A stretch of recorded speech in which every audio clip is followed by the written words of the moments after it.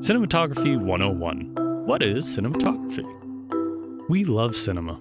No matter how much the formats, audiences, and distribution may have changed, we've been telling stories in motion ever since the Lumiere brothers first brought us this gift. And since that inception, great thinkers have attempted to explain our connection with it. They have said that movies are dreams, that they are windows into worlds and lives that are not our own, that they allow us to sculpt in time. Whoa. But as poetic as these descriptions are, they don't quite capture the specificity of the art form and our ability to manipulate it. For if this is about the art of visual storytelling, then the heart of cinema is cinematography. Now, cinematography is not only about how we capture the action of a scene, it is how we show that action to the audience. Which just means that cinematography is all about communicating with the viewer.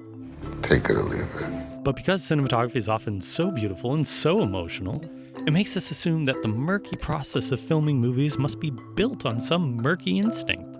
But instead, like all disciplines, cinematography is built on principles of concrete understanding, because cinema is a language. What? It sounds so simple, but it's like zooming in on the atomic level. You get to see how it really works on people. Think about it in terms of a language analogy. Words have meanings, right? Sometimes a few of them. But they have clear definitions. We have verbs, nouns, sentence structure. These rules are critical to our use of language, but also the way we build on them, evolve them, invert them, and use them ironically. The key to understanding is that rules are at the heart of how we speak to each other. And our understanding of cinematography works the exact same way. Now, you may have all these things you want to do and these cool shot ideas, and you want to try and mimic or invent, but there are still the basics of cinematic language that must be reckoned with. We must zero in on the specific words and meanings, embrace the glossary of high angles, low angles, wide lenses, depth of field, color palette. The more we understand the meaning of these words, the better we understand the language of cinema. Like language, you must learn how to speak. Yeah, whatever. Say you were filming a scene and wanted to show that someone was really scared. The first tool of cinematic language you would reach for is the high angle. The subject looks down on the victim cowering below, showing the person in a place of being threatened. Now you could say, oh, come on. It's just showing a person scared, and that's why you think that. But the language of cinema does more than that. It emphasizes. It's not just about the information, aka what's happening on screen. It's the way that information is being shown. The way it evokes emotion and makes it more scary. The way it goes right past the connection of our brains and dives into our nervous system. And it's able to do this because it understands perspective. To wit, imagine if you pursued the opposite tact. Say we wanted to no longer be with the monster looking down on the scared human, and instead wanted to emphasize with her feeling. In that case, we would switch to a low angle, with her looking up at the monster. Our perspective would be her perspective. The monster would tower over us with menace and violence and make us feel the same way she does. The great thing is we instinctively understand this. These are the kind of things that happen in movies all the time, just with slighter and more subtle emphasis. You can think of that famous scene in The Graduate where Dustin Hoffman is being guided around at the party by his parents. They take up the sides of the frame, dominating over him as he shrinks into the lower center.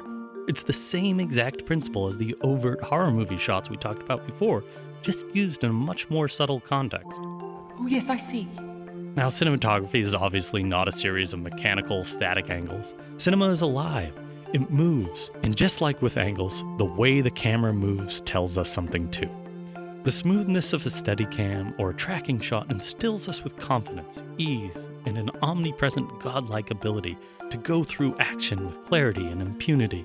A docu-style organic movement makes us feel uneasy, like we are witnessing the real world. Dutch angles make us feel like the world is off-kilter, askewed, and we can use any number of techniques to go beyond the layers of surface and peer in at the people who lay under them, to unfurl the world before us. These tactics reveal the heart of cinematography. Where you put the camera doesn't just allow you to tell the story, it tells you what to think and feel about the story you are watching. We said it before, but cinema is effectively the movie god's view. And sometimes it can seem like this movie god is actively investigating people. Sometimes this movie god is trying to show us something about these people they don't even want to show themselves. Because the god of a movie universe is the storytellers behind the camera.